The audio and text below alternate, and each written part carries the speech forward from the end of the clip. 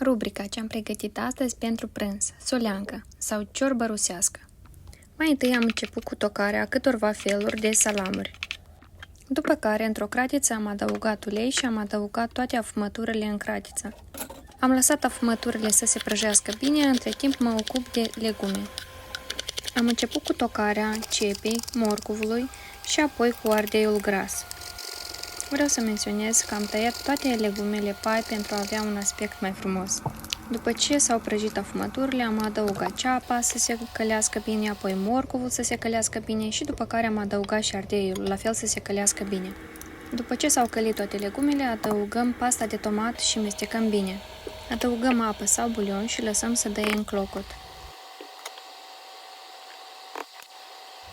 Adăugăm și condimente după gust, sare, piper, frunze de dafen și cam atât. Am tăiat și măslinele rondele și le-am adăugat la fel în ciorbă. Iar la urmă am adăugat castraveții murați pentru a fi cât mai acru. Poftă bună! Serviți cu plăcere! Sper să vă fie utilă această rețetă.